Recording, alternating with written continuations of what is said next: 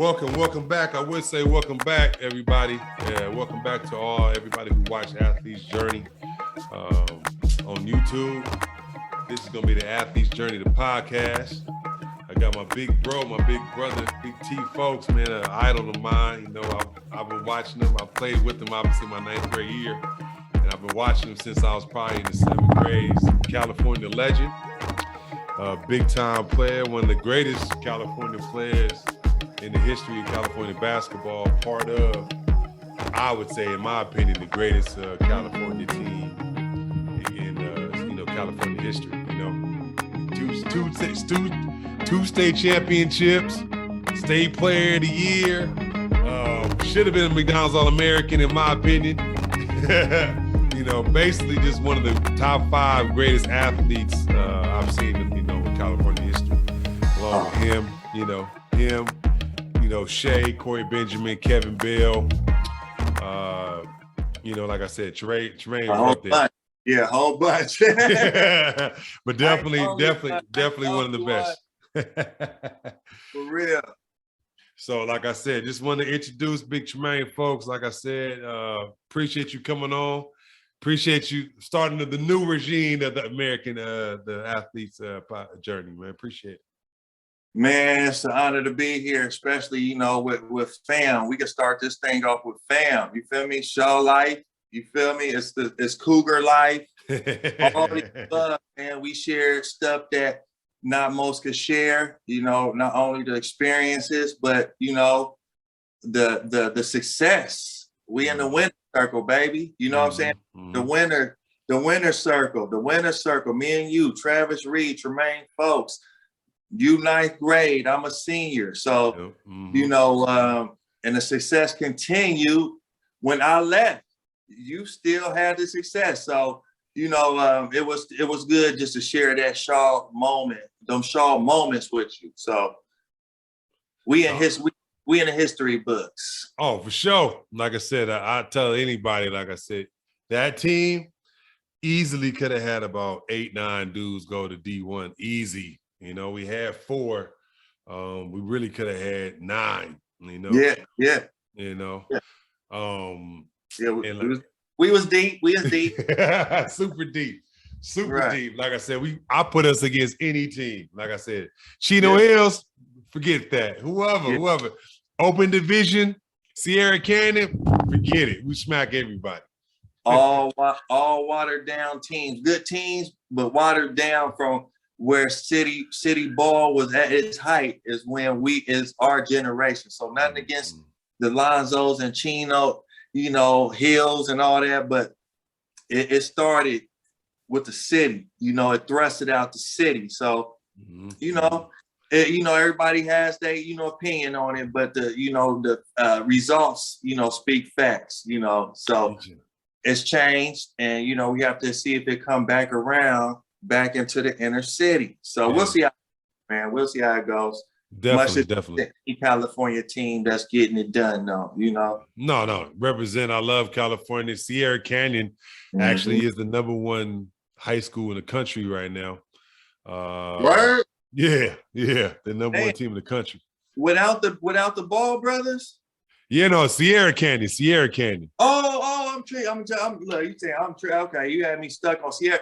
Yeah, they getting all the ex-NBA, the sons. They getting all the sons. Yeah. They got LeBron's son. They got some players. And, they got Bronny. So, they got that's one of the things that I had talked about, prior conversations about how the city, we can't get the talent in there. Everybody's going outside, the city. Not only for safety reasons, but the money, and that's why they created an open division. Try to see if some of these schools can be one of these top teams and get these ticket sales and TV sales back up again, And, we can see it, city ain't making no noise right now. It's like, let's see if we can go ahead and do this, and see if we can get this extra dollar.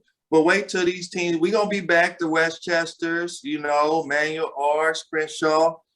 It's just been a real drought. It's been dry, So City Ball, we gonna get it back popping. However we got to do it, I'm gonna put my good energy in there, you know. So I'm gonna put that good energy in there, just like I want to put that good energy in there for that Crenshaw, these Crenshaw greats, you know, and get these numbers retired up in the Raptors, man. Bring back that good winning spirit and culture, and back up into the Den, which is now known as Willie West. What is that? Willie West Gymnasium. It's like Willie West Gymnasium. Yeah. West Gymnasium, man. All we got 2W is in there. They can put whatever ending they want at the end. So, but yeah, man. So that's it, man. That's the energy I'm trying to push back into to my hometown. Okay. No, definitely, man. Like I said, the city is where it all started, like as far as talent. Like I said, Crenshaw was just city boys, you know, not recruiting, none of that stuff. Like it wasn't guys coming from all over. It was just city boys. So I respect, you know, like what we had at Crenshaw's being like what it was at the time, which was just a dynasty, plain and simple. Amazing. Only come around so often, man. It don't happen like that no more. You feel me? So that's what we had, man. We had a special moment. We took advantage, and we put it together, and it worked out. It worked out. Unexpected. Agreed. At least the first year. The second year, we was expected to win, but after KO, Alexis, and Kurt, Jason, a lot of those cats had left. Good players too. Shout out to all my Crenshaw alumni. We put it down before we touched down on campus. We kind of had to, start from the ground up. Nobody really knew each other, except for a handful of us, from Rico to Maurice, Calvin per se, and maybe that was, Bean, Kevin Bradley, we had some guys that were from Inglewood that came into the city. So it came into South Central. So, people might say it's all the same. Yes, but for us, it's really separating cities to a fact where you're only on one side of town. You travel, for business or school. So it all worked out. We had investigations done on us right before we even played the game. So it worked out. Everybody was clear. And, everything, the results speak for itself, man. No, I agree 100%. I mean, the funny thing about Shaw was like, I felt like, like I wanted the challenge of that. I wanted the challenge of playing with the best. I knew that everybody was like, I remember I actually went to Fremont for like spring league. I was up at that Fremont spring league, and everybody thought, yeah. I was like, everybody thought I was gonna go to Fremont. Classic times, Fremont. Yes, sir. Yep. Gotta be in the city to get that. Not the average inner city. You feel me? Vibe right there. Yep. We got it. We got that vibe, baby. Yep. And like I said, I was playing with Fremont, and like it was only like 2 8th graders playing in the spring league, which was like me and Kenny Bruner. He was playing on Dominions. And I remember I thought I was gonna go to Fremont, and then Tank, obviously that's when Tank was still at Fremont. Right. He's like, yeah, man, I'm gonna stay at Crenshaw. I'm gonna stay at Fremont, man. I'm gonna stay at Fremont. And then, first day at Crenshaw, I seen Tank up there. I'm like, I thought you was staying at Fremont. He was like, I thought you was going to Fremont. Yeah, right. Yeah, huh? Yeah. With the Olympic speed, he was out of there. He knew what was up. No, he knew. Like I said, he was like, I want to win state, so I'm going to the show. Right. He had a good feeling like, I need to be a part of this right here. Let me go ahead and get on. And, yeah. He couldn't get off. We was on. We all was like, oh, we popping right now. Oh yeah, easy. Right, just go wave to shore, baby. To shore. Nah, that's what I was like, man. I wanted that. So that's why I was like, Shaw was for me. You know what I'm saying? I was hyped. I was like, yeah, man, this is crazy. Willie West, Tremaine Fowlkes, Yeah. Chris Johnson, Tank. I was like, man, we're gonna go undefeated. We're gonna be Only the timing was impeccable. The timing for everything to come together was impeccable, and I'm waiting for the Shaw to get that type of winning culture back, man. It's been a while. It's been too long. Bring the Shaw winning culture back, man. Right, coach demanded it right now. Got you, big bro.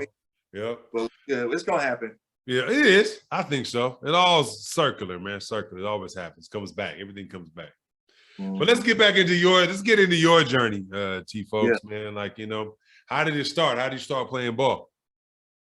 Ball was pretty much my second sport to football. Pops played professional football, a legend for coaching, inner city legend, Los Angeles, coach at Washington High School, the hood over there on the 111s and Dub C, over in those neighborhoods.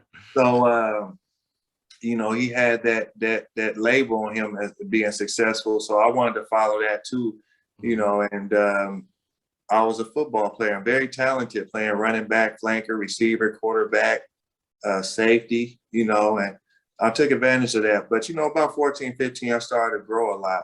And I said, you know what? It's time to switch up a little bit because Cass is going low for me every time. Even when I get an interception, Cass going for my shins, man. One day came where I got popped, man. I had a Charlie horse on my, I had a big old lump, man, on my shin. I said, it's time to change. It's time to change sports. I was going through Osgood sliders, getting a couple of inches. And I said, you know what? All right, let me use these inches, to get up instead of reaching out, going for the goal or interception. And then came along basketball during that Michael Jordan era. Being from LA, you see Magic and the Lakers. So it was more enticing for basketball for me. And I thought I was peaking at that time when I was growing as far as filling in my body. You go through those clumsy and being spastic, days trying to formulate yourself to get both your body and your mind to correlate and work together. And at that time when everything was coming together, it was about 9th grade, and that was my last year of football. And then I took on basketball the whole way out. So it was an interesting journey. The journey consisted of a couple sports and about 3 or 4 high schools, two universities, and about 3 or 4 NBA teams. So the journey never stopped. The journey is what made me, and that's a good title for you and your podcast, The Journey, man. That's a right story. And the journey is part of our success, because you're gonna have some failures, some obstacles and barriers you gotta conquer, and you just gotta just see your way through. You're 100% right on that, man. You're 100% right on that. So you had so many like big moments in high school, I guess, what was your most remarkable moment in high school, if you want to say? I would say winning the Southern section, having the energy that the opposing team brings forth a certain energy that is hard to actually kind of describe. But when you see the opposite team support, like Modern Day, those were my best moments, is beating Modern Day. We got you, Modern Day. We got you. Two times. We own you, Modern Day. We own you. Much love to Shay. You my guy. Yep. That Modern Day. But those 2 years, we owned you guys. We owned you. But much love. But being Modern Day, knowing their history, that's not so far off from Crenshaw, and maybe has a more accomplished history because of the time spent with Gary McKnight being the head coach, and he's staying there for 100 years to make sure he passed Willie and Ed exam. You know, city coaches, you ain't gonna pass two CIF coaches. You got to pass 2 city coaches. Right. So we made sure he did that, and kudos to Gary. You know, he paid his dues. You know, so just to see that a lot of success comes within the California, you know, section, it was great. So my best moments was beating Modern Day, because I always knew about Modern Day, just along with Manny Arson Crenshaw, the history, you know, throughout you know, the time before I even, you know, was thinking about going to Crenshaw. So Modern Day, Chris hitting that winning shot, I went from fouling out, being hurt, fouling Marmette Williams and getting hit in my balls, to jumping up, acting like I felt like I never got hurt when Rico caught that rebound, got that rebound off the Miles Simon, missed, took 2 dribbles, threw it to Chris. Chris catch the ball, take a dribble, and throw that little, you know, that little shot put. Gang. You know, I was at that game. I was acting like I was on the team. I was 8th grade, like, yeah. Yeah. You know, I was like, yeah, Crenshaw, man, yeah. Energy off the hook. One of the best moments ever. You know, it competes with a lot of personal success I had, you know, with, you know, game winners in college. But that moment right there takes just as much. It's up there. It takes it's up there. It ranks up there with personal things that I did, success on the court. So that shot, Chris, was big. And then playing at the Pond Arena, you know, San Jose Sharks, for the second time he played Modern Day, was great. You know, that was a blessing. Having all that was great, and we're able to take advantage of those couple of years. You know. No, definitely, man. I felt like, and look, I never was scared of any team. We played that year, my freshman year, but like, I felt like, you know, if any team can, like, in California, quote unquote, like, upset us in a way, because I felt like any team that beat us would have been an upset. Like, it was going to be them. You know, they had Shea, they had Miles Simon, they had, they had a good, they had a good. They were supposed, if anybody's supposed to beat us, it was supposed to be them. Hold on, let me get this charger. Yeah, man. So like I said, I enjoyed, you know, like watching, you know, like I enjoyed, like I was like, you know, Modern Day was a great team, and like I said, I haven't seen, you know, Modern Day beat Crenshaw when Crenshaw was in the regional. Like, it's funny how great Modern Day's been. They've always won when Crenshaw got upset, you know. Even the year that Shea and them won sophomore year, Crenshaw got upset by like Clovis West or something like that in the, you know. Yeah, some team from Fresno, Yeah, by Clovis West. And then Modern Day obviously went on to win the championship. So, yeah, but I never remember Modern Day beating Crenshaw in the southern section, you know. Right. Yeah. You know, so all right. Well, so you win. You win. Shit. You win the state junior year, and then you win the state again senior year. So you're one of the top players in the country. How do you narrow down, like, your college decisions? You know, like, how do you, you know, what colleges? I know that all the colleges are recruiting you, but but what made you narrow down to the choice that you made?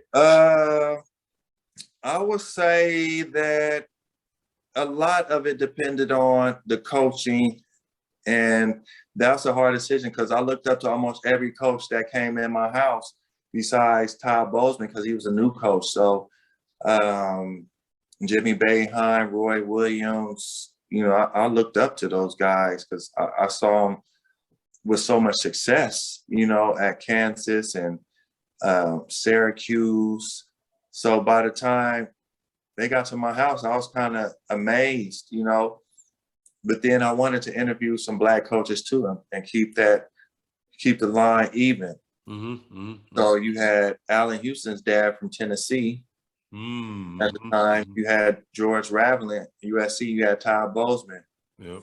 So I kept it 3-3. So I had Joey Meyer from DePaul, Boeheim, Roy Williams. Okay, 6, and that was it. You know, and you only get about 6. And now, one thing I regret, I tell kids that, and not even kids, if you know, they still babies until you off on your own after college. Look, take your visits. Take your time and take your visits. I rushed through it. I went to Cal. Jelani and I had a good vibe. Everybody, you know, I liked what Jason Kidd was saying, Lamont, everybody. And then, you know, Buckley. And I just said, you know what? I'm just going to leave it here. But look, I left Cal 2 years later. So I would tell everybody to take your time, man. Take your time, go on your visits, and make a decision accordingly. You're not in a rush to sign until the day comes. So enjoy that free trip, free money. You ain't spending a penny, baby. Take your visits. Youngsters, take your visits because you're not paying for anything, okay? You're not paying for nothing. All that is on a tab. Take your visits and have fun and understand the culture of different places around the world. I definitely agree with you on that. I remember when it was my time, I had Arizona. I'm sorry, not to interrupt you. Lute Olson. Lute Olson. I was about to say Lute Olson like it's Notre Dame. Lute Olson was, that's right. He did come in the house. Great guy. Rest in peace, Lute Olson. But go ahead, continue. So you had Arizona. He came into my house too when I was living in LA. He come with the nice town car to the hood. I respected Lute Olson. Cleaner than a whistle, man. Yeah. Suit on, everything. Absolutely, though. But go ahead, bro. Lute Olson, obviously Jim Herrick at the time, UCLA. Wayne Morgan, Long Beach State. Tennis, Syracuse, Jim, Boeheim. And then it was Oregon after that. I thought about Oregon for a minute. Like they was on me tough, and when Harry got fired and went to Rhode Island, he was recruiting me. But by then I was like, man, I don't know if I want to go to Rhode Island. It's kind of far, Yeah, that was my thing. We West Coast boys, it's kind of hard to go there. That winter. And the vibe is we are California raised, and maybe Arizona, Utah stretching it, but Denver, we can do all that. Yeah. But that's the thing, you have to go travel to see. Maybe it is for you. You never know. So make sure you take advantage of something that's on somebody else's tab on their deal. And like I said, I went on recruiting trips to UCLA, Long Beach State.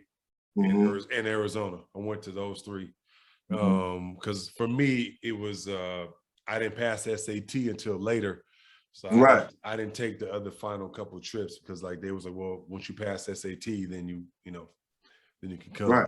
So yeah.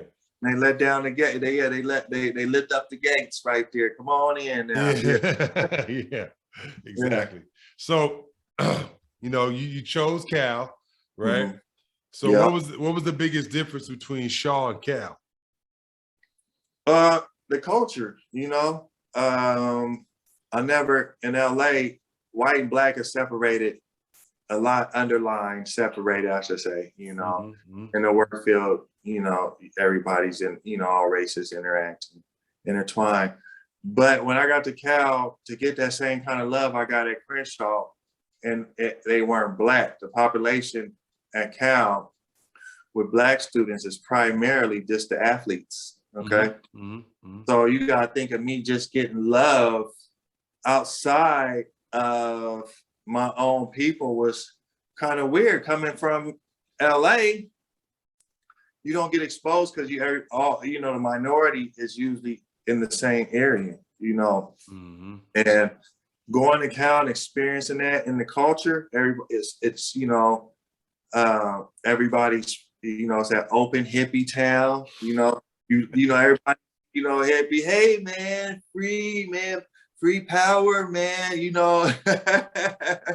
it's that Cal Berkeley vibe, man. Yeah. Cats just having fun, enjoying the little things, the little things that made me understand, like, y'all enjoying the little things and making me feel like I'm a big deal. It's a catch-22, but it worked. It was great experiencing that. And then having Oakland, driving down Telegraph right into Oakland, and then taking Telegraph all the way down into the city, San Francisco.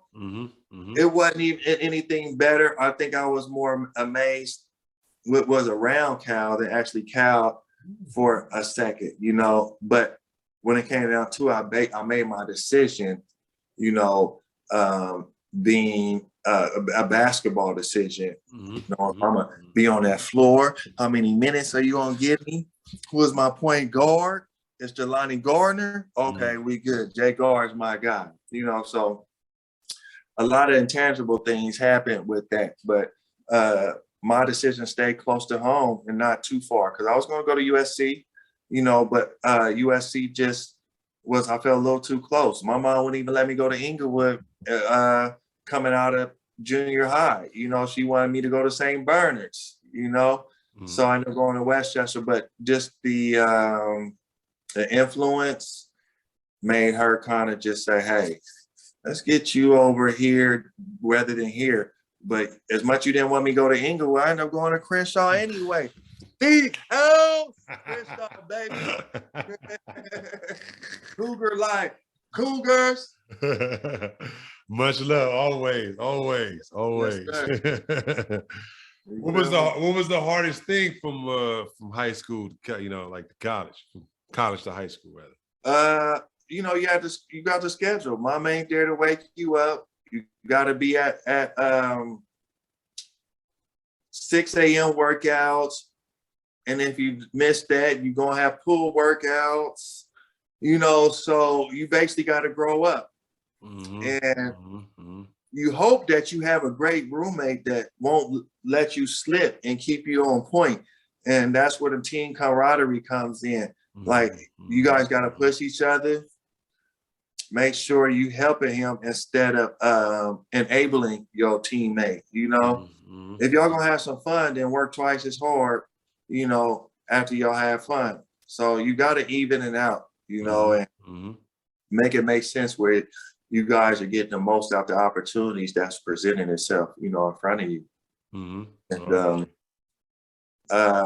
I missed getting cooked for. I realized that I wasn't going to, be able to cook in these dorm rooms and be going to grocery shop. I said, I got to get me a girl up here at Cal. Right? Home cooked meals, trading home cooked meals. So I was fortunate enough, the kids, the mother of my kids, she was a senior, I was a freshman. Well, we happen to have, some great meals that she cooks, and I appreciate that. Thank you for that, Naima. You really helped a brother through college with some great meals and kept a boy belly where it's supposed to be, so I can get the numbers. Yes, agreed. You feel me? I got you, Jay. I got you, man. I got you. So you play at Cal. You're Pac-10 back then. Pac-10 freshman of the year, one of the top players in the country as a freshman. Why don't you go pro after your freshman year? That's in my book too. I should have went pro just to take the chances. I was always wanting to win a championship. Coming from championship culture, like, if you win in high school, you want to win in college too. And that was the thing. Now it's something like you use college to prepare yourself for the NBA. Pretty much. Right out there when I was around, it was just changing into that, Yeah. It used to be the 4-year guy gets all the love. Like Hansborough was supposed to be, he spent 4 years and still was a late first round. Back in that day, you spent 4 years, before that, you used to be a number 1 pick. Now it's totally changed. So I was right in the middle of that where it was transforming, and I chose to stay, and it didn't go the way I wanted it to. I ended up getting suspended, and I was kind of out the loop. You know, Sharif came in there, great player, much love to Sharif, Ed Gray, and basically took, you know, the position that I was wanting to be in. And that's part of the game. But I knew once I came back that I would have some type of impact, you know. And Trey Fowlkes, baby, I just not gonna sit down, you know. And it was a blessing just for us to come together, the cohesiveness last minute, and able to get to the tournament. You know, I had my career high against Iowa State, and I still left to Fresno. Like, boy, you must have thought, what is going on with you, Trey? You got Chevrolet player of the game, and you still left for Fresno State? You know, and that was an emotional decision. And that's in my book too. I based stuff, don't base things off of your emotions, you know? Look at it as a business proposition or business plan, business ideas to help you make decisions without putting your emotions in it. And you live and learn. For every mistake I make, I give that advice out, so, you know, the same person that's close in my situation that make that same mistake. No, I got you. That actually makes a lot of sense, man. I would say, you had the big transition from Cal to Fresno State. What was the biggest lesson you learned in college, from college?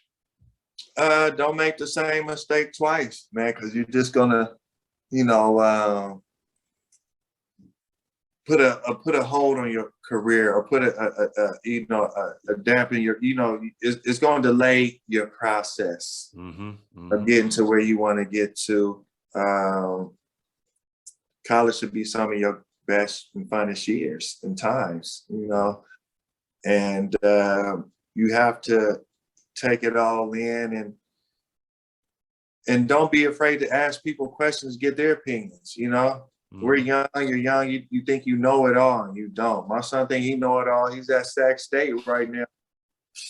And I understand. I was like, dang, I had to step back and say, I was like that too. My mind. So don't be afraid just to ask questions and get other people's opinions instead of just writing with your own opinion. Because that certain window, it goes by quick, and you want to have the best time you can have, you know, without any drama. So no, I agree with you. That's my partake on it. No, I got you, Big Trey, man. That's actually pretty good.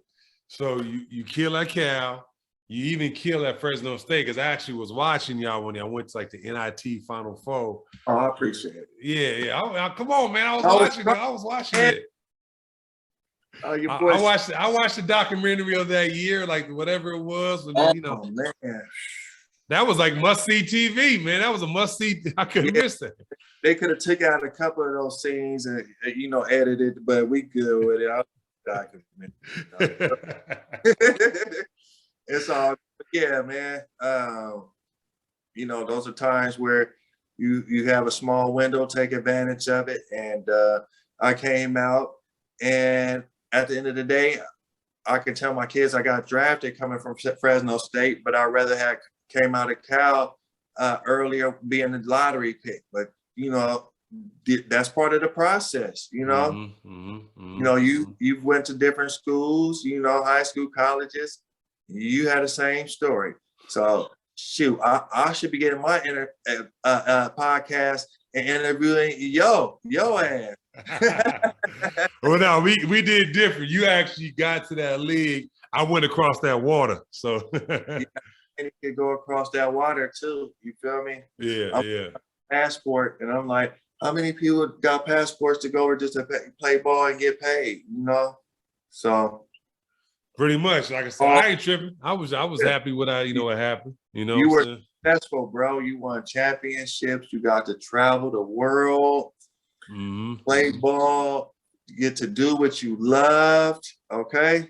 No, I agree with you on that, brother. And have your own schedule. That's the thing. Sometimes Coopers had too much time because we handled our business.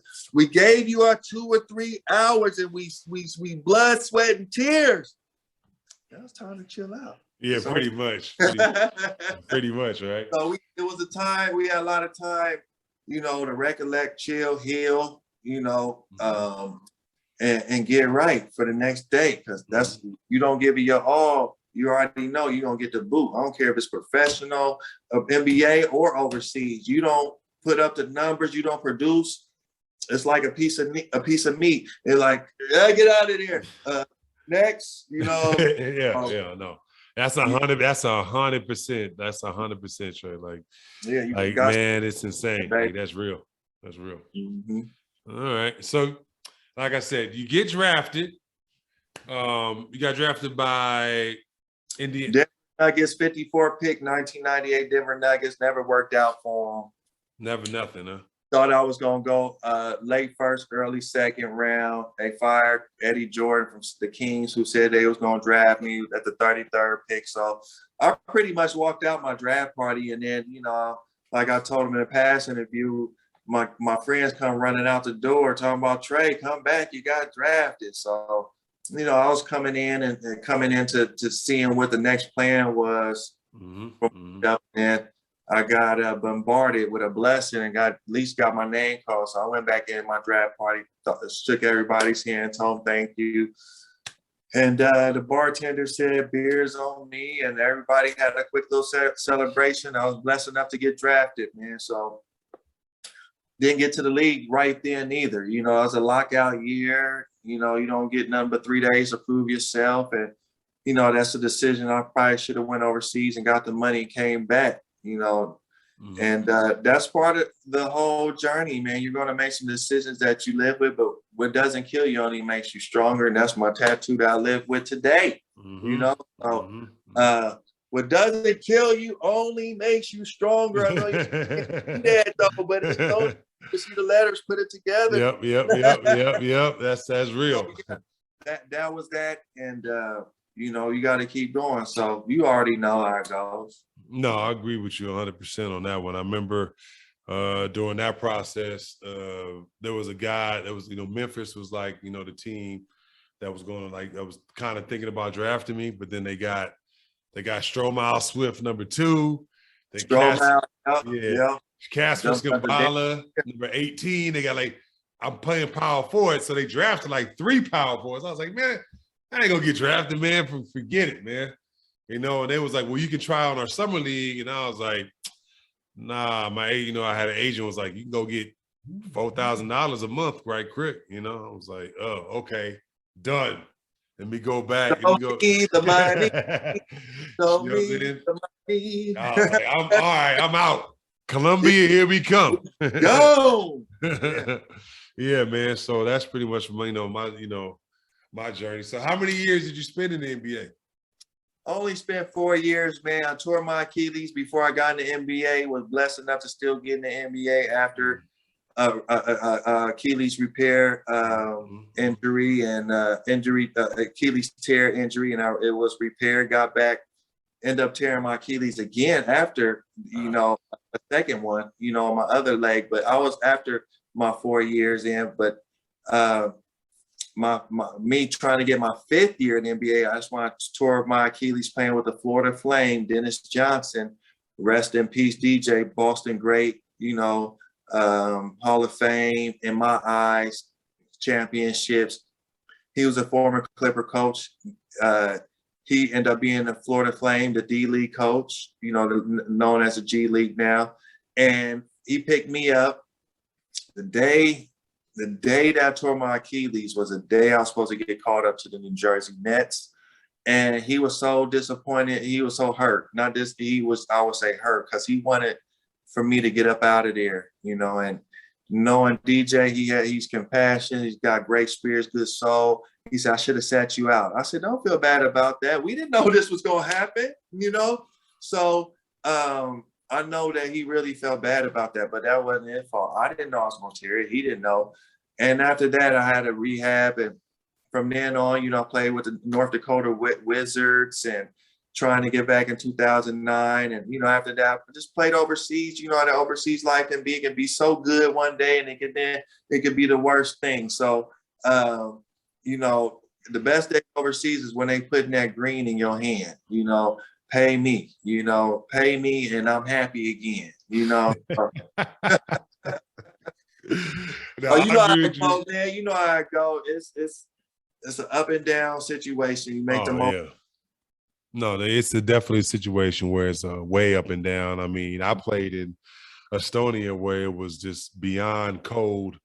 It used to be part of USSR, so it was like at the Baltic tip of Oh Russia. man, you be out there in your big trench coat with your hat, be like, "Ooh, Yeah, exactly. where we That's going exactly now?" how it was. I had the face mask over all you saw was Right, my eyes right, and my mouth. So yeah, right, like whenever I would go into the banquet, that I have to, let me roll it up, because they'd be right, like, right. they would scare me the first time that happened. All But right. Yeah, there's a but big black man who's hiding me, this down. yeah, I in his face, I'm like, nah, I'm just cold. But nah, it was like I said, it has ups and downs. You 100% right on that, Big Trey, man. So after you go overseas, when do you retire from the game? I would say 2010, 11, 12, one of those years, 2001. You know, I didn't have the impact, and people saw me just a little different. Everybody want to see the young Trey, but people didn't know those two torn Achilles take an effect on you, your body, your mental. And I just was tired. I was tired, bro. I said, doing rehabbing for Achilles takes a minimum of a year.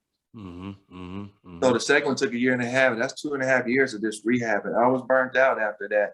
And if I could have just maybe had a little bit more patience, maybe I could have stretched it out. But it's tough. You playing and getting all these up and downs. It took a toll. And I just said, let me call it quits. But it was a little bit emotional decision too. No, So no, yeah. I would have maybe, why not strengthen myself up every day just to see what else is on the table and what else from that can motivate me into staying into the game? Because at the end of the day, I'm still in the game and I'm refereeing, trying to get back to the highest level where I played at. So it all goes hand in hand. And that's why I discuss, I say, keep saying my book, but I give people those options that I have to rethink their decisions, on what they want to do. It don't have to be all emotional. And at the same time, while making decisions, you still can gain, you still can progress, so you don't have to shun everybody and shut yourself off, to the world. You still can use people to help you make your decision without just being in your own world. So. No, that makes sense, man. That makes sense. I think you have 100%. There's 100% on your end when it comes to that. I think that everybody has to be in their own space and their own mindset. I think as for myself, the last couple of years, the money wasn't what I was expecting because I had stress fractures in both of my shins. So yeah. So I still have the steel plates in my shins to this day. Oh yeah. So that's after the I rehab feel your pain. Yeah. after that was a rehab of a year, and I was just like, man, and the money just wasn't what it was, and after a while, I just like, man, I got my son now; he's 3 years old. The money just ain't. I can go figure out a job or something like to keep me home, so I can at least be around him. Right. That's what counts at the end of the day. So yeah. for yourself, when you Good work, retired. Thanks. For yourself, when you retired, man, what was the next part of your journey for you? I didn't know, I really didn't know. We kind of get lost shuffled into society after we play, and then we don't have an exit program to help us get equipped to what's going on. I kind of got whiplash,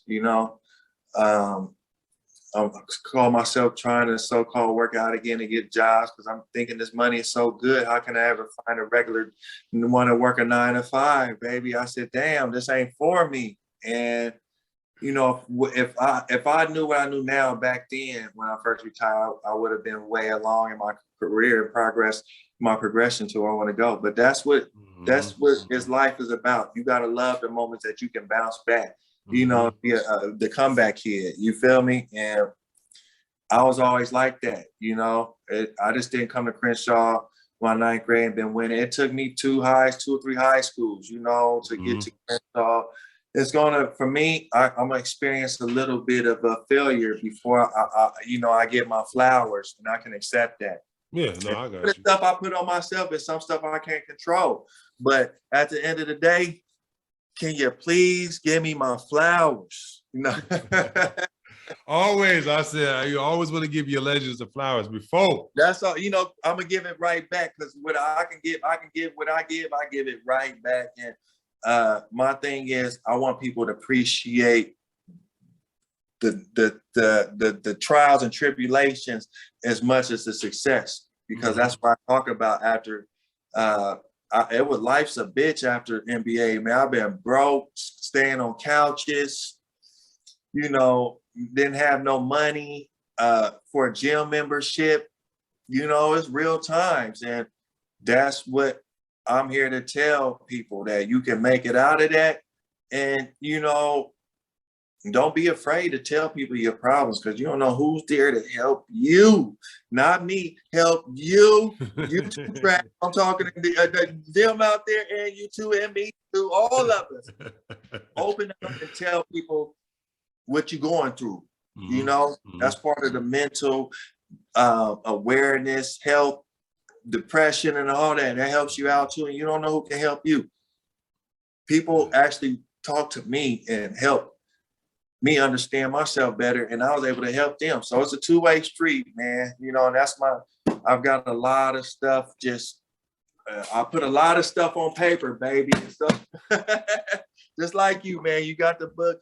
You gotta be expressive in all facets, through the mouth, on paper, you know, in every way we can, you know, with our physical abilities. So hit them how we can, you know, all corners. No, I hear you, man. That's 100% on that one, man. Wow, you know, like it's a lot. Like you said, like you tell people your problems. I mean, I was depressed, you know, for a while. Yeah. You know, my family hated me. You know, like they hated being around me, you know, because I was trying to figure out my way and figure out, you know, what to do next, man. And so I'm just happy I'm at this place now. And like I said, get a chance to, you know, I'm happy for you. Yeah, get a chance for you to tell your story. I love to hear people like yourself, who I looked up to tell the next generation of what trials and tribulations. Everybody talk about, you know, the money, the glitz, the glamour, all that kind of stuff, man. I like the fact you talk about the real. You know, this is like the real, you know, the real things happen before, during, after. I love it. You know, I love it. Yeah. You know? Yeah, it's part of the process, baby. So based on your experience, what will be your best advice for the next Tremaine Fowlkes that's coming up college now? I might have already said it earlier. Don't make the same mistakes twice, you know? Yes. Twice, you know, unless it's good mistakes, you know. I had to learn the hard way, going to Cal, having a teammate tell on me smoking weed, and I went to Fresno and got suspended for smoking weed. Like, don't go to 2 universities, get suspended for smoking weed. Man, come on, man. You got to be smarter than that. I'm telling y'all that. So, you know, step up to the plate, you know, buckle up your belt, strapping up your boots, you know, and handle business, because college goes by like this. And you're done. You're like, what's next? So, and everybody's not a lottery pick, you know. I had to earn a spot on the NBA team. That tore me up, man, getting cut constantly. And it's like, you know what? You need a little luck, and a little prayer, a little everything. You need that gumbo. You need that faith, good luck, spiritual gumbo. Be like all night in your head. Like, let's do what we got here. No, I got you, man. I tell people, just don't make decisions off emotions. Take your time. You know, make those decisions with a little bit of advice in there too. Mix it up. Everything has a gumbo to it. You know, I'm sure Eddie Murphy got a little bit of Richard Pryor, got a little bit of Bill Cosby, and made his thing how he was today. You know, a legend himself. So use as many resources and sources you can to make sure you better yourself, man. You know, that's my thing. That's what my thing is. And my thing is for you, like I told Chris, me and you and Chris got something special because we on social media online giving our hearts and our souls that like we did and our energy to help and make people aware of our basketball careers, and we giving advice out too. And I'm so proud of you and Chris, the UCLA guys. Once again, the UCLA guys have done it again. Hey, look, them damn Bruins.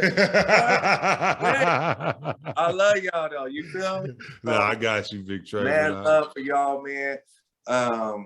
You know, that's my thing. I always tell people they got anything and they feel like something similar to what I'm going through, that they going through, that they saw me go through when they see my post and, you know, seeing things I got coming up, hit me, DM me. Look, I ain't too big for nobody and ain't nobody too big for me, you know? So communication, y'all, that's my thing. Communicate, that helps things out and you don't never know what you can get to it, man. So that's my spiel. You feel me for that? Mm-hmm. Well, like I said, Trey, man, I thank you. Like I said, you know, I appreciate it so much for coming on the new Athlete's Journey on the podcast, on the Believe Network. I appreciate it, man. Like I said, much love to you. Let's what you got going on right now? What you got going on right? Tell the world, man. Man, real quick, I got the book coming out, From the Shawl to the Chip, baby. You see this manuscript? From the shawl to the chip. To the chip. From the shawl to the... Look, man, it's a great book, man. You know I'm going to throw you the T-shirt, the book, and it's basically everything we just said in this interview, so I don't even have to repeat it, man. It's a great story. It's the autobiography. I wrote it.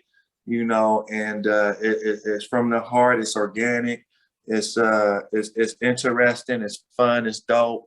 You know, and you'll see. You'll feel like you was right there in the passenger seat with me, going through everything that I'm telling you. So that's it. And then once I put that out, I got another book with mental health awareness, being a man a different way. We won't get through that now until this book is out, going, and I'm promoting it to the fullest. But that's just a little quick look out. So.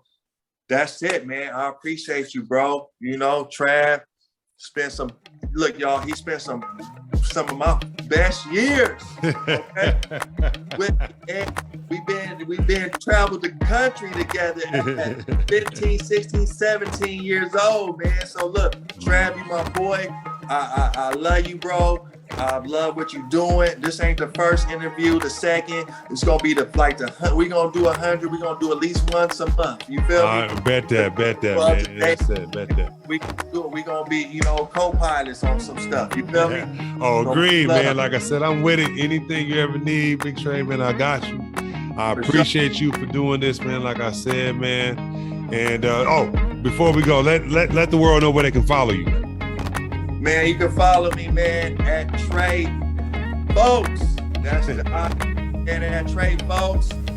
If you want a Twitter, Tremaine Fowlkes. At Fowlkes Tremaine. All right. That's part of fun, y'all.